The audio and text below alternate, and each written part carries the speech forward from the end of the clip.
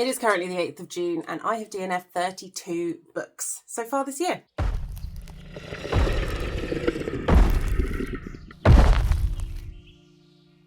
Arsenic and Adobo just wasn't my kind of book. I picked it up for a vlog and regretted it.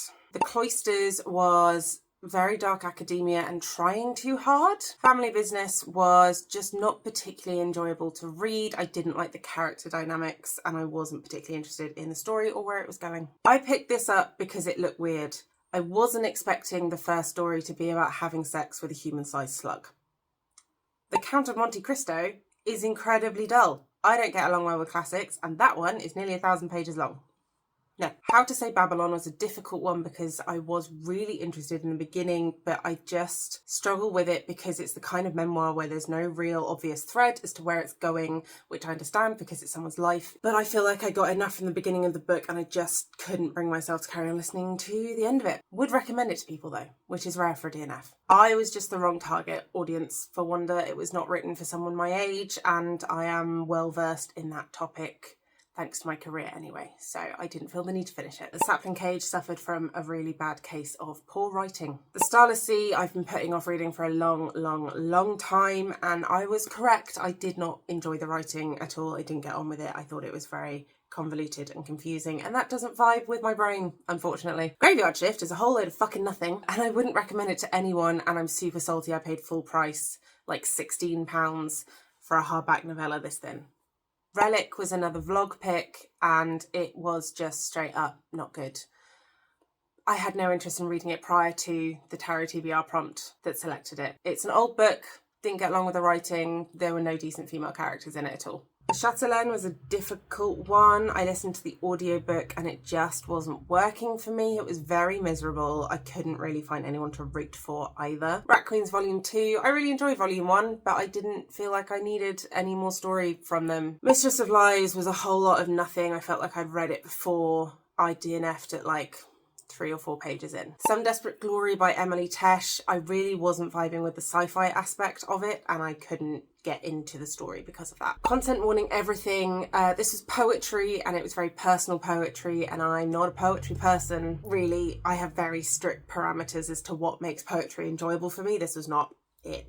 But I love their other novels, just not their poetry. Sorcerer to the Crown, not a woman in sight, and felt like a Jonathan Strange and Mr. Norrell ripoff. The Undead Complex, I got enough out of book 1. I didn't realise there was a second book until someone pointed it out, and it just felt like they were jumping the shark already.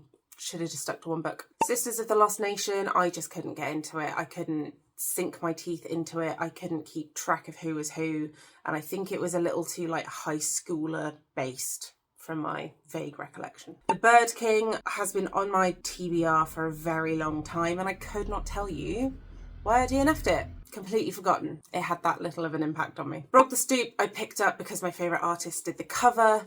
Turns out the story, not worth it.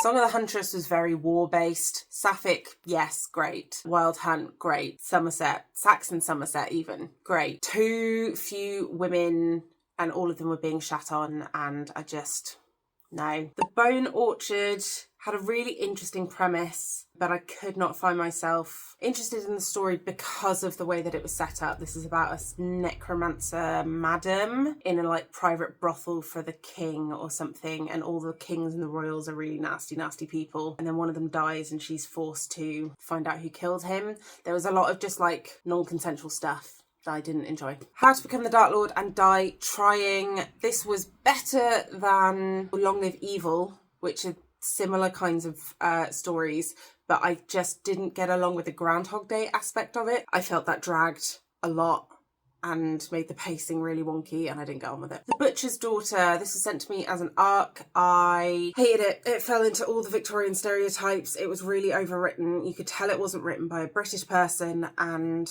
there was a random throwaway sapphic relationship that meant nothing, and the story didn't seem to go anywhere. It was like very meandery and it didn't really know what it was doing. The Helm of Midnight I tried to read 3 times and I just could not get into it. There was one particular line which really threw me off about them having some sort of mic piece that lived inside their mouth, but apparently you must have you spat it out at some point, because there was a line about her hooking this mic into her mouth with her tongue so she could speak into it, and the mental image that conjured just, halted me in my tracks every single time I read it, and I couldn't. Kraken by China Miéville. I don't like stories set in museums, and this was the nail in the coffin for that realisation. Dungeon Crawler Carl was trying too hard to be like slightly off-piste and quirky and just a bit odd, and I didn't vibe with it, which I was really sad about. Miss Percy's Pocket Guide was too much Regency interaction and not enough dragons, and also a romance that was completely unbelievable and also just right there in your face the whole time, and I didn't like it.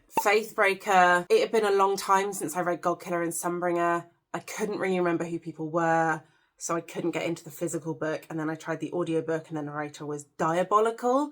It's not a hard DNF, it's a soft DNF, but I do think I have to reread Godkiller and Sunbringer before I go straight into that one. The Baby Dragon Cafe was sickly, and I just really didn't enjoy the writing or the setup, or just, no. My Throat and Open Grave, this was a cover by, and I didn't realise how YA it was. It's very much set in like high school. I'm too old for that. Sister Song by Lucy Holland. I tried reading this a couple of times and I just could not get into it. I couldn't even tell you what it was about. That's it. That's everything I've DNF'd so far this year. I'm sure there's more to come. Let me know if you have read any of these. Let me know if you agreed with any of my opinions. Have you also DNF'd any of these books? How many books have you DNF'd? Are you a DNFer? I know I'm very pro DNF, and I know a lot of people are not very pro DNF, but the short and long of it is I only have a limited amount of time to read books every day, and if it's a shit book, I'm not going to force myself to do that. Like and subscribe and all that good stuff, and I will see you in the next video.